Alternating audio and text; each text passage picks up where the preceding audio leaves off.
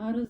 Мен Қытай Халық Республикасы Іле Қазақ автономиялы облысы Тарбағатай аймағы Шәушек қаласы Шаша ауылында 1977 жылы туылдым.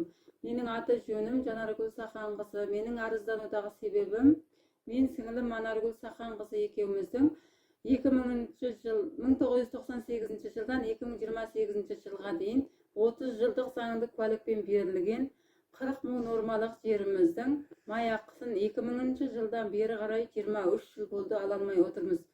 Мұндағы басты себеп біздің өзімізбен бірге нүпісте тұратын 4 жансан, екеумізді қосқан 6 адам бірге сол жердің май ақысын пайдаланып отыр. Бізге бермеудегі басты себеп Қазақстанға кеткендердің жері ақысы берілмейді.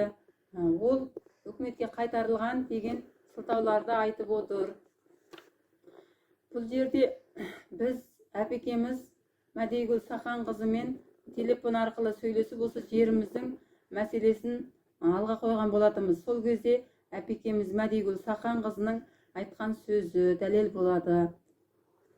Маған десе де, шешең соттың аузына тапсырып берсем де біздің өкімет саған ақша бермейді.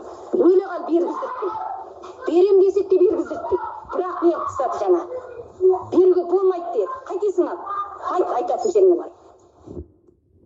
Осындай сылтауларын айтып, қыстақ басшылары мен ауылдық үкіметтегі партия мүшелері осы туыстарымызбен бірігіп, осы жерді ортақ пайдаланып отыр. Бұл жерде әпекеміз Мәдигүл Сақанқызының телефон нөмірі 189 99 75 55 82. Сонымен бірге қыстақ бастығы Айдын Қазтайұлы телефон нөмірі 188 99 47 39 99.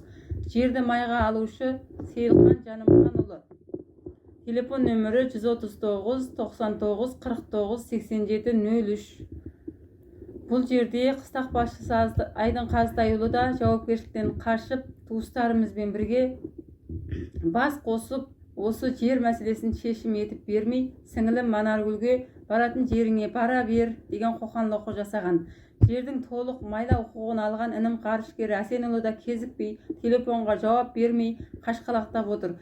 Заңды уәкіл ретінде нүпістің иесі болғандықтан, осы жерді пайдалану ақысын алып отырған ғарышкер Әсенұлының телефон нөмірі 147 09 01 88 85.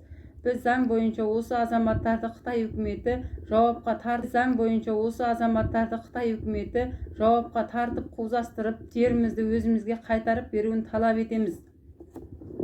Біздің 3 жылдық карантин жағдайымен Қытай еліне бара алмағанымыз себепті бұл кісілердің айтып отырған сылтаулары да жетерлік.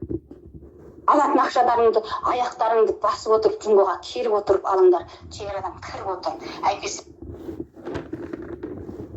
Сонымен бір ай болды Манаргүл Сақанқызы барып жерді өз қолымызға алуға тырысып жатқанменде ешбір нәтиже болмады. Мұнда Қытай үкіметінің заңы мен саясаты бір басқа, қол астындағы жұмыс істеп отырған адамдардың характері бір басқа болып, бұл мәселені ешкім шешім етіп берген жоқ. Ешқандай орган қызмет жасап отырған жоқ. Бұл негізі жең ұшынан жалғасқан жемқорлық десе де болады. Адам құқығы о жерде ешқандай қорғалып отырған жоқ.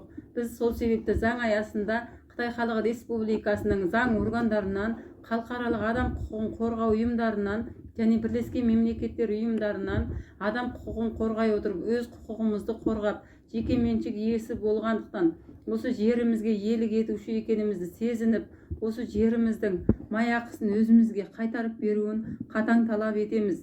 Және осы жеріміз қашан қайтпайынша біз арызымызды ешқашан тоқтатпаймыз, жалғасты бере береміз. Арыз беруші Жанаргүл Сақанқызы, Манаргүл Сақанқызы. Уақыты 2023 жылы 5 айдың 14 күні. Сіздерден қолдау күтеміз. Рахмет сіздерге.